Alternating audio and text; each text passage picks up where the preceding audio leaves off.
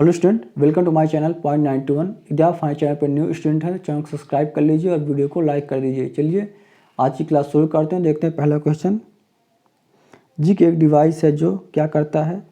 Job को locate करता है, जॉब को पढ़ता है, कटिंग टूल को गाइड करता है, ये सभी। इसका राइट आंसर क्या हो जाएगा? डी, ये सभी। तो चलिए जिग को देख लेते हैं। ये देखिए जिग है। तो जो ड्रिल बुश लगी होती हैं जॉब को गाइड करती हैं, ठीक है, सॉरी कटिंग टूल को गाइड करती हैं। क्या करती हैं? कटिंग टूल को गाइड करती हैं। और ये यहाँ पे जॉब को रख के इससे क्लैम्प कर देते हैं, तो ये जॉब को पकड़ने का कार्य करता है। चलिए नेक्स्ट क्वेश्चन देखते हैं। सारे बहुत इंपॉर्टेंट क्वेश्चन हैं, आप अच्छे से प्रैक्टिस करिएगा इनकी। जिग का प्रयोग करते समय जॉब पर निम्न में से किसकी आवश्यकता नहीं होती है? जब जिग का यूज करते हैं तो निम्न में से किसकी आवश्यकता नहीं होती है? मार्किंग की, ड्रिलिंग की, या दोनों की, या इनमें से कोई नहीं। तो किसकी आवश्यकता नहीं होती है? मार्किंग की आवश्यकता नहीं होती। नेक्स्ट क्वेश्चन देखते हैं। और आप हमारे चैनल पर जरूर बने रहिएगा। .91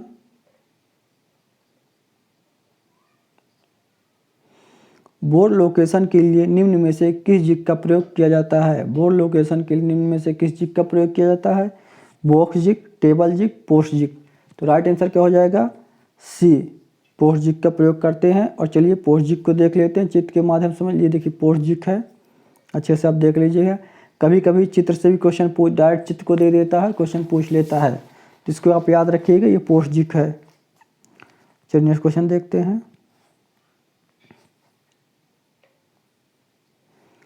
ड्रिल जिग बुश किस धातु का बना होता है? ड्रिल जिग बुश किस धातु का बना होता है? माइल्ड स्टील, टूल स्टील, गल मेटल, या इनमें से कोई नहीं। तो राइट आंसर क्या हो जाएगा स्टूडेंट? बी, टूल स्टील का ड्रिल जिग बुश बना होता है। नेक्स्ट क्वेश्चन देखते हैं। और अगर आप हमारे चैनल पर नए हैं तो चैनल को आप जरूर सब्सक्राइब कर लीजिएगा। .91। और अगर आपको इसकी PDF चाहिए तो आप हमारे टेलीग्राम को ज्वाइन कर लीजिए, वहाँ से आपको इसकी PDF मिल जाएगी। चित्र में किस प्रकार के जिग को दर्शाया गया है? चित्र में किस प्रकार के जिग को दर्शाया गया है? Sandwich jig, box jig, index jig, turn over jig. तो राइट आंसर क्या हो जाएगा student? B, turn over jig हो जाएगा। चलिए नेक्स्ट क्वेश्चन देखते हैं। निम्न में से वह कौन सा जिग है जिसमें बेस नहीं होता है? निम्न में से वह कौन सा जिग है जिसमें बेस नहीं होता है? Channel jig, box jig, indexing jig, या इनमें से कोई नहीं। तो राइट आंसर क्या हो जाएगा इसका? ए, चैनल जिग में बेस नहीं होता है। चलिए नेक्स्ट क्वेश्चन देखते हैं। निम्न में से किसमें गाइड बुशों का प्रयोग नहीं होता है? निम्न में से किसमें गाइड बुशों का प्रयोग नहीं होता है? ये जिग है। जिग में, फिक्चर में, या दोनों में, या इनमें से कोई नहीं। तो राइट आंसर क्या हो जाएगा इसका?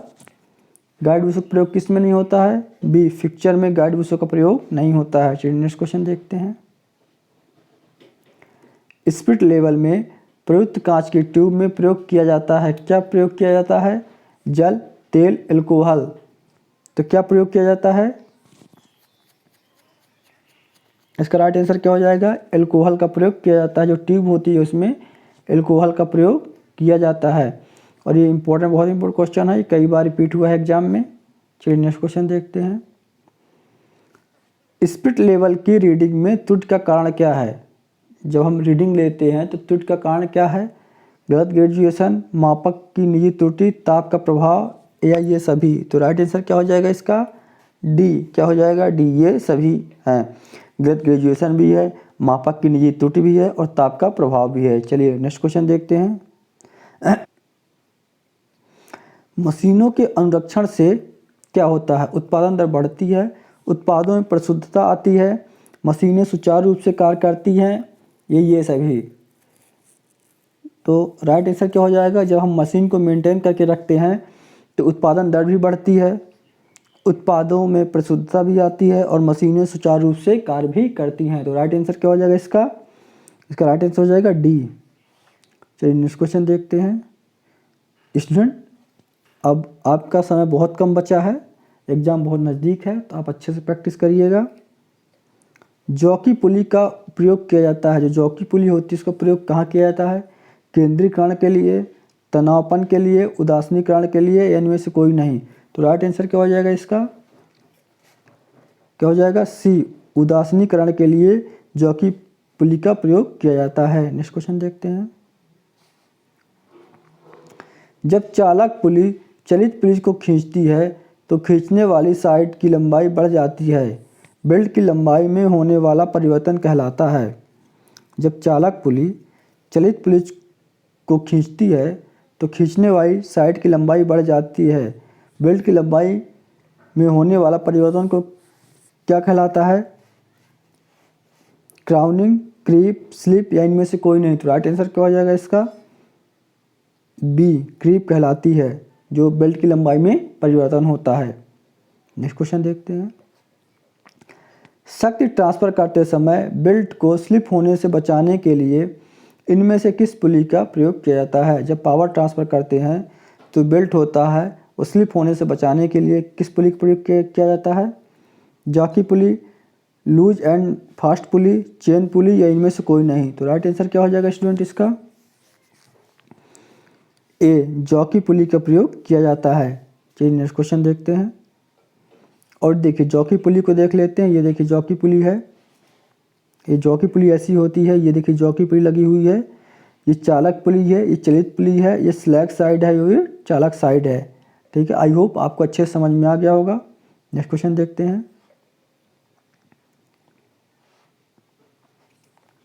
बेल्ट का चयन किया जाता है, किस बेस पे बेल्ट का चयन किया जाता है? बेल्ट की सामर्थ्य के आधार पर, बेल्ट के रखरखाव के आधार पर, ड्राइविंग सिस्टम के आधार पर, या ये सभी। तो राइट आंसर क्या हो जाएगा स्टूडेंट? जब बेल्ट का चयन किया जाता है तो बेल्ट की सामर्थ्य के आधार को भी देखा जाता है, बेल्ट के रखरखाव को भी देखा जाता है और ड्राइविंग सिस्टम के आधार को भी चेक किया जाता है। तो इसका राइट आंसर क्या हो जाएगा? डी हो जाएगा। चलिए नेक्स्ट क्वेश्चन देखते हैं। गियर ड्राइव द्वारा प्राप्त होती है, क्या प्राप्त होती है? गियर ड्राइव द्वारा क्या प्राप्त होती है? Most important question. धनात्मक चाल, ऋणात्मक चाल या दोनों या इनमें से कोई नहीं। तो राइट आंसर क्या हो जाएगा इसका स्टूडेंट?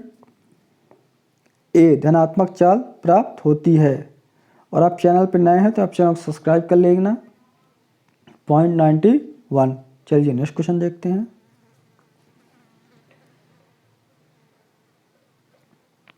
गियर में पिच व्यास तथा दांतों की संख्या के अनुपात को क्या कहते हैं?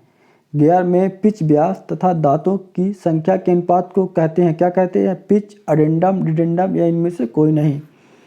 तो पिच व्यास तथा दांतों की संख्या के अनुपात को क्या कहते हैं? क्या कहते हैं? राइट आंसर क्या हो जाएगा इसका?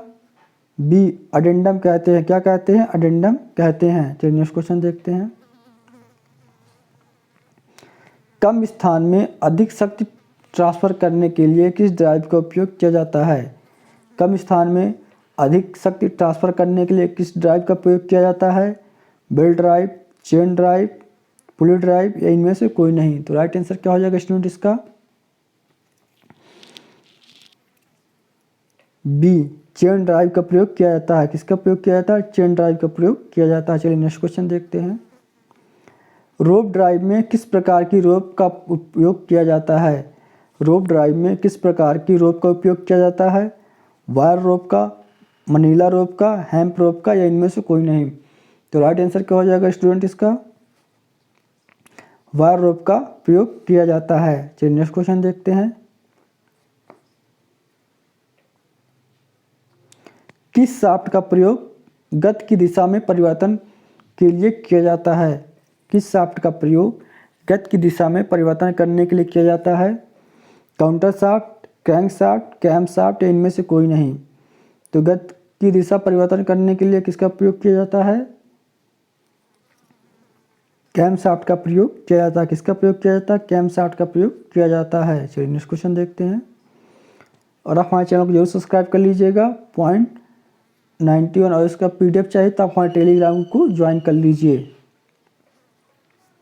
किस शाफ्ट का प्रयोग करते समय शक्ति को मशीन तक पहुंचाया जाता है? किस शाफ्ट का प्रयोग करके जो पावर होती है उसको मशीन तक पहुंचाया जाता है?